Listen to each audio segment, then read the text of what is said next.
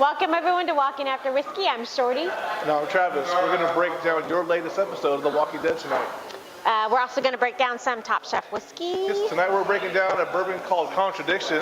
Kind of like Scott not wearing a kilt because he is Scottish and he is Irish. And he usually has a fine pair of And why is he not wearing a kilt? What just happened? Shorty's trying to see his legs. I do. I'm trying to see his legs. Must be good. What episode are we breaking down tonight? Season 9, episode 10. Entitled? I have no idea. Omega. Also have my Abraham drinking beard on, but you guys are very festive out here at Walking After Yep. Whiskey. Happy President's Day, everyone. Thank you. It's a review. Cheers, y'all. That's amazing. That's actually really fucking amazing. I'm on warm and toasty now. Beep. Warm and toasty. All right, so the show starts off again kind of where it left off last week with Henry and Lydia kind of intertwining and telling stories. Henry giving away a little bit too much, and Lydia being very reserved. And so even last week I thought that he was going to be set up. Like I thought he was going to be set up, and sure enough, he was set up. There's like watchers outside eavesdropping on what was going on inside. So the entire episode is the background on Lydia. But very, very cool. So we see kind of Lydia's mom is Alpha. We find out that she's the leader of this group. We kind of found out a very broken memento style of how it happened. We start to see Lydia kind of unfold about who her mom is and how they got there and how it started off and how very young she was when this started out. And as Shirley kind of alluded to, they were playing good cop, bad cop, but Daryl made himself look like such an asshole that Henry didn't know he was being good cop and getting all kinds of good information that they've been all listening to this whole time. Well, even on the last episode, I thought for sure that Daryl was setting him up, and then it kind of seemed like he wasn't setting him up, but now for sure we know he was setting him up. And, well, Henry, bless his little heart, right, but he's a boy. So he sees got hormones. A girl, and I'm just going to do what... Has he seen her yet? What? Has he seen her yet? Because they have the wall between them. Yeah, remember he sneaks down. He sneaks her out. Right. Of course he sees her. Okay, gotcha. You're right. He sneaks her ass out. He didn't put a blindfold on and go walk around with her. Carl and Lydia are basically two stalls. He's talking over the horse stall to her. Oh, he never actually sees her. And so I was wondering, did he ever really see her? So all of the last episode, he doesn't see her, but he breaks her out. He actually goes, turns the keys, gets her out, and they walk around for a minute. But that's kind of jumping a little bit ahead, but She's playing Love Connection. She's all Bachelor #1 stall. How would you help me in the zombie apocalypse? She's like, I did everything for you. I want a hand job so bad. It just gets a little crazy. I'm sorry, go ahead. Oh, man, I don't even know where to go from that. I feel like we should bloop. But anyways, keep going. So, like I said, this entire episode is the backstory on Lydia. So the cuts, we actually discussed this earlier, right? Yes. Did the cuts really come from her mom, or is that her coping mechanism? Because unfortunately, that is a true thing in society that people self-harm. So we don't know where that's going from. Sure. But what I appreciate, this whole episode is about abuse. Everything resonates about abuse. So heart goes out to anyone who is affected by that for sure. So we get backstory though. So for me, I'm still a little conflicted. In the end, and we'll talk about this, but in the end, Daryl starts to believe her. But how much of her story can we actually believe? Well, I think obviously Lydia's she's very, very intelligent, and she says this line: "If you don't bend, you break." And she knows from Norman that he's very hard, but also that he's been hurt too. And so has Henry known that Daryl's been hurt. And so Henry tells Daryl the story about why Carol cut her hair short. And we actually see what happens. We see Carol's husband beating her in the first season. And I don't remember who I think it might have been Shane that beat his ass to make him stop hurting her. But we get a very path of people connecting over pain and over hurting from family members hurting them. So I'm going to say this. So early in the season, I made super catty, right? Because females, I'm sorry, we can be catty. So I made a super catty thing about Carol's hair. But for me, that thing that Henry said about Carol, my mom cut her hair short so that she could never have her hair grabbed and thrown against the wall again. Yes. This whole episode was such a touching, heart-wrenching societal thing about abuse. And on many levels, right? We see Daryl's abuse, we see Lydia's abuse, we see, well, even like Alpha's lie, going a little sketchy, y'all, but going back to kind of the whole thing, the story about Lydia. So Daryl actually sees through her for the oddest thing.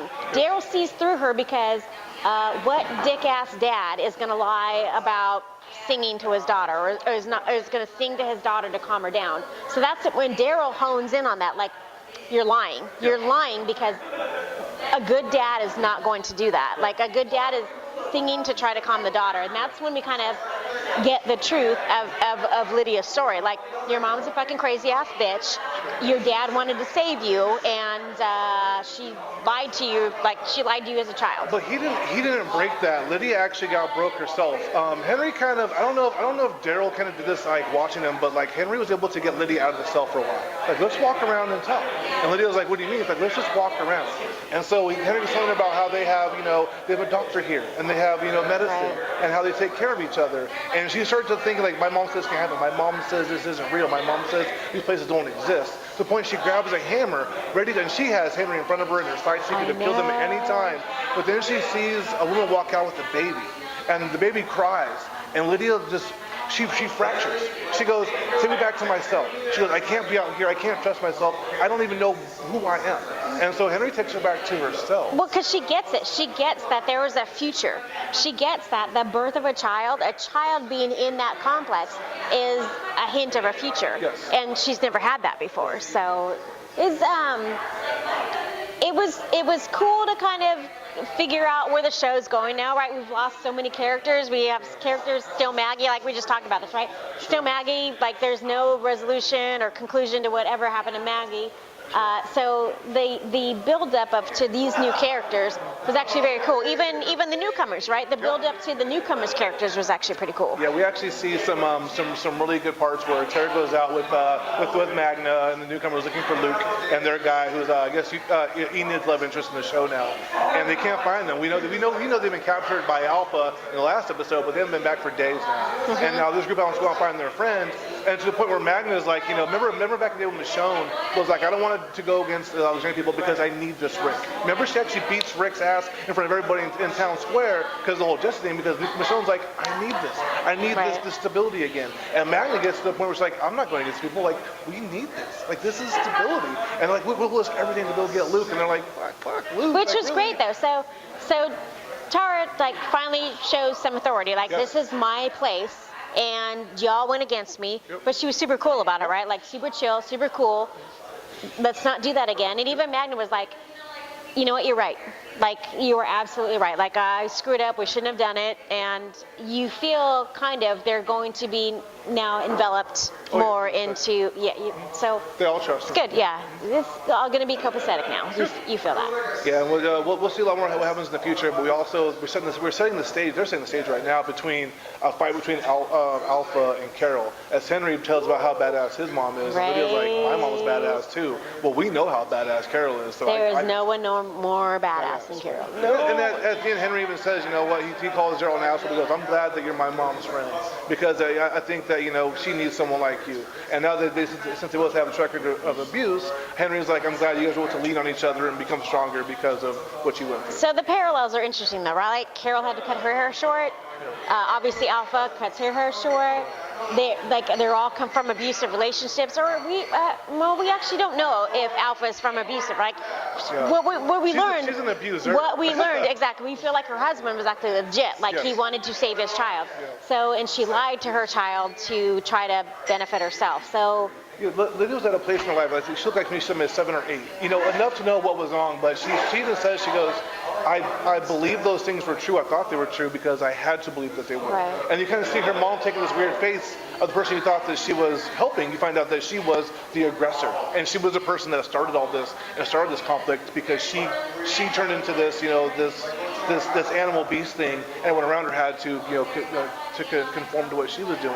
And Lydia now sees her mom for the beast that she is, and literally doesn't even know who she is now because of it. So the key thing now, right? So Lydia actually opts to go back into her cell. Yeah. Negan's coming back. Yes. To his cell, back, right? Or we don't know because we didn't see him in this entire episode. But it's interesting that people are opting now to come back. Right. So a little crazy dynamics going on. I love in this season's pace. They're pushing you through fast. There's no kicking rocks down railroad tracks. Like basically every scene is poignant and on point. And I'm very excited for what comes up next. Right. So here's our dumb plea though. Can The Walking Dead conclude what happens to Maggie?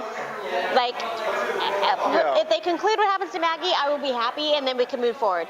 If they don't address that, I'm going to be upset with the show. Yeah. But we'll wait it out. We'll see what's happened. Like, we're learning some backstory. We're learning new characters because obviously the characters that we know and love are slowly all dissipating. Sure. So we got to figure this out. We got to roll with it. We got to. Yeah, Maggie has a new action-packed TV show on. We need closure. I mean, come on, Yeah. dude. Like, come on. She was pregnant for 4 seasons and never shown. Yeah. Like, give us some Maggie. Give us some closure. Like, let us know Right. what was going on in the show with her. Truth. Here we go, sister. Good review. Thank you. Thank you all. Happy President's Day. 4 score and 7 beers ago.